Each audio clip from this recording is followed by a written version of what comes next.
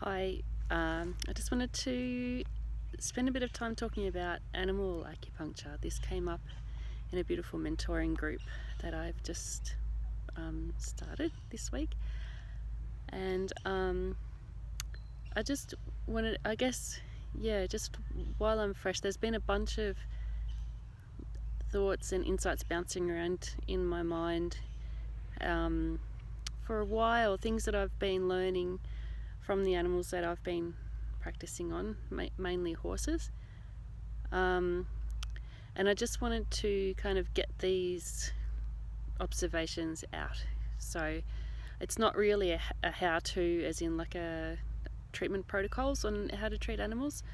It's more stepping back and just looking at the general approach of I guess what makes animal treatment just a little bit different from treating humans.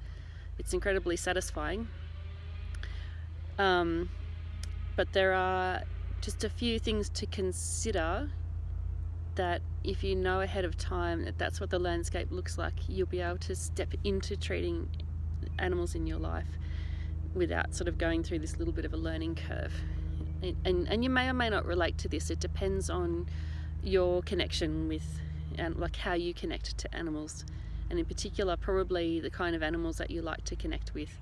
So I'm sharing my insights with horses. I also connect well with cats, less so with dogs. I think they speak a different language. That I like dogs, but I don't spend a lot of time around them, so working with dogs might look a little different, but this is more insights that I've learned from working with horses, but I think that they would translate to cats as well. So the first kind of idea or principle is about even like coming into the animal's space, like coming into their personal space. And for a horse, this can be a couple of meters, where as you're approaching them, they feel okay about your presence, and then they feel like you're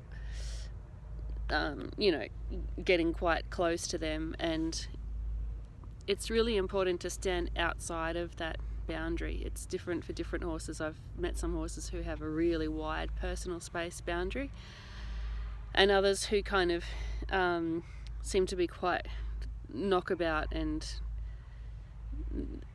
more stoic maybe, and they don't kind of flinch if you get quite close to them. But if you slow it down and approach the animal slowly, even those stoic ones will actually have a change in body language when you start to get into what they consider their zone. And cats are quite similar. You don't just run up to a cat and start roughhousing it. They do appreciate taking time and basically stopping outside of their physical space and making an offer. So making an invitation to treatment. So I guess to backtrack, even before you do that, when treating animals, it's pretty important to just clear your energetic space. So whether that's just doing some deep breathing or a bit of qigong, or just shaking out your channels, so that you're as clear as possible. If you've got stuff on your mind, horse people say leave your troubles at the barn door. If you've got stuff on your mind, the animal just picks that up as just being confusing. It's just confusing and frightening. They're trying to read you and they don't know where you're at. So just get as clear as you can and as calm as you can, and just breathing through your belly, and the animal will already pick up on that. And then you make the invitation to treatment once you're at the boundary of their personal space. And then you wait for a bit of a gesture on their part that you're allowed in. So for a horse, that might be you walk up to them, you get to their boundary, they've been looking at you, you get to their boundary and they turn away. And then if you just wait in a relaxed fashion, then when they feel your presence and they get a sense of who you are, most of the time their gesture will be that they turn back and face you. And if you kind of slow down and tune in, you might even feel like an opening, like you can now step into that space. But always checking with the animal as you approach, that they feel relaxed with your presence and they feel comfortable with what you're bringing to them. just doing that like massively increases your chances of a successful treatment. And in fact, that's with animals, because they're so like energetically congruent. You're actually starting the treatment process even by doing that, just by bringing your presence to them in that way.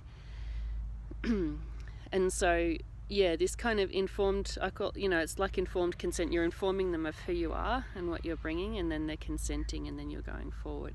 But that ongoing informed consent actually continues throughout, and we'll talk about that in a little bit, about them giving you feedback. And so, yeah, you're basically coming into the animal's space, and they're incrementally saying yes and allowing you in, and that's even before you've touched them.